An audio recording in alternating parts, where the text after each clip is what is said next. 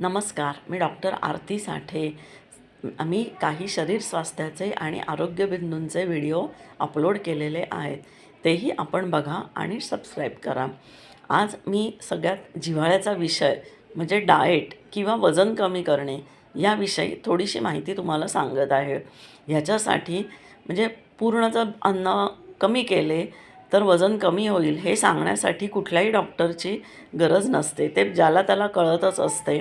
पण जरी याच्यामुळे समजा थोड्या दिवसात आपण जास्त किलो वजन कमी केले तर तात्पुरता फायदा दिसला तरी त्याच्यामुळे शरीराचे नुकसानच होत असते.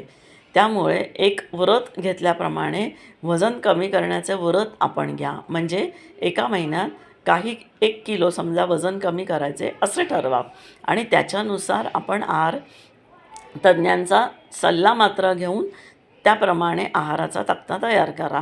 साधारणपणे 3 भाग पिष्टमय पदार्थ म्हणजे कार्बोहायड्रेट्स, 1 भाग प्रोटीन, वाफवलेली कडधान्य, थोडेसे ड्रायफ्रूट, थोडीशी कोशिंबीर आणि आपली भाजी आणि सूप म्हणा किंवा फळं म्हणा, असं सगळं जमून आपलं अन्नाचा तक्ता तयार होऊ शकतो.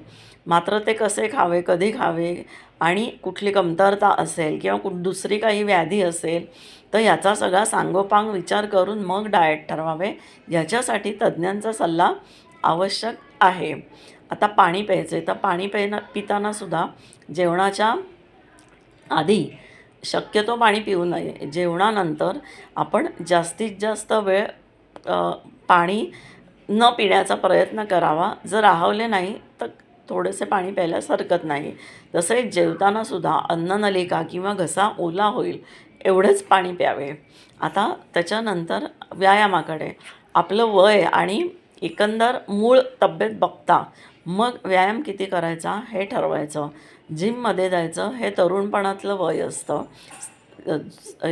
वय वाढलेल्याने जिममध्ये जाणं कदाचित तब्येतीसाठी हानिकारक ठरू शकतं. तसेच चालण्याचा व्यायाम हा सर्वोत्तम आहेच. पण भरभर न चालता आपल्या नेहमीच्या वेगाने चालणे जास्ती फायदेशीर ठरते. त्याच्यामध्ये व्यायाम होतो, थकायला होत नाही.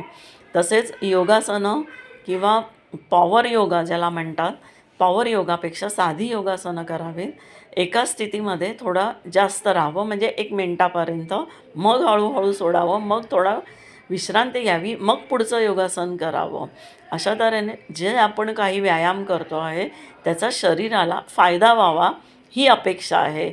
जर आपण शरीर दमवलं तर आपल्याला योग्य तो फायदा मिळणार नाही.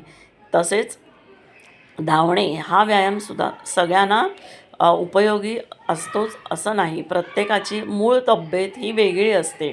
तसेच स्त्री पुरुष वय नंतर ब्लड प्रेशर, डायबेटीस अशा ज्या काही व्याधी असतील तर त्यांनी मात्र पळण्याचा व्यायाम हा टाळलेलाच बरा.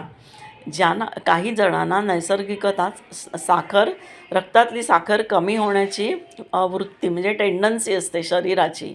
त्यांनीसुद्धा अन्न कमी खाणं किंवा 2 अन्नांच्यामध्ये गॅप ठेवणं हे चुकीचं ठरू शकेल. तर हा सगळा विचार करून तज्ज्ञांचा सल्ला घेऊन आपले डाएट ठरवावे आणि हे जे व्रत आहे वजन कमी करण्याचे ते पूर्ण करावे. धन्यवाद.